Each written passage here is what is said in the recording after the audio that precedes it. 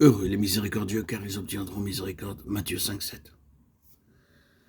Heureux les miséricordieux, c'est le 5e stade. Seul un véritable croyant peut témoigner une telle miséricorde et une réelle bonté.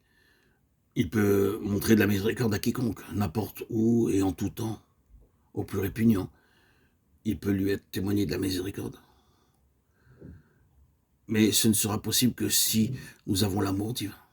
Cet amour ne peut pas être le produit d'une activité humaine ou d'un effort humain. Il doit être répandu dans nos cœurs par le Saint-Esprit. Ce n'est que par un tel amour qu'il nous sera facile de pardonner aux autres.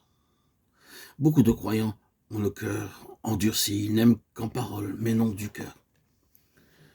Nous avons l'occasion de témoigner de la miséricorde au nom du Christ lorsque les autres nous demandent de leur pardonner. Matthieu 18, 35. Je sais par expérience que beaucoup de gens, lorsqu'ils ont été touchés par la parole de Dieu, sont allés présenter leurs excuses aux personnes concernées. Mais ces personnes ont parfois répondu « Oui, je vous pardonne, mais je ne vous parle plus. Je vous pardonne, mais ne venez plus chez moi. » Ici, il ne s'agit pas du pardon. Ce n'est pas le pardon.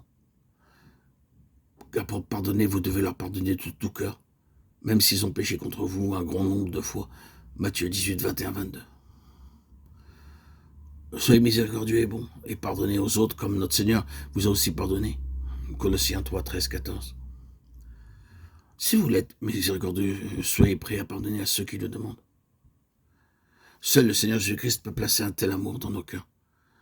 Loué soit Dieu, le sel est une bénédiction, non pas seulement pour nos amis et notre parenté, mais aussi pour nos ennemis. Romains 12, 20, 21. Heureux les miséricordieux, car ils obtiendront miséricorde. Heureux ceux qui ont le cœur pur, car ils verront Dieu. Matthieu 5, 8. Les gens se moquent souvent de nous lorsque nous prêchons en plein air et nous disent « Nous voulons voir Dieu. Montrez-nous votre Dieu et nous croirons en lui. » Ils ne comprennent pas qu'avant de voir Dieu, ils doivent avoir un cœur pur. La Bible dit « Heureux ceux qui ont le cœur pur, car ils verront Dieu. » Ils le verront, non pas pour un moment, une minute ou une heure seulement, mais pour l'éternité. Ils le verront dans sa pleine gloire et ils seront tout près de lui. La parole de Dieu dit dans 1 Jean 1,7 que le sang de Jésus-Christ nous purifie continuellement. Permettez-moi d'expliquer cela. L'œil est fait de telle manière que lorsqu'une poussière y pénètre, il commence à s'humidifier jusqu'à ce que la poussière s'en aille. Ainsi, l'œil est constamment maintenu propre. De même, le sang nous purifie sans cesse de mauvaises pensées et c'est toujours de pénétrer nos cœurs. Elles ne partiront qu'avec le sang du Seigneur Jésus-Christ. Lorsque nous disons par la foi « Ô Seigneur, lave-moi », nous sommes immédiatement purifiés. Le Seigneur ne dira pas « Oh, je n'ai pas le temps maintenant, je viendrai le faire demain ». Il dit au contraire « Invoque-moi et je te répondrai ». Comment savons-nous que nous sommes lavés?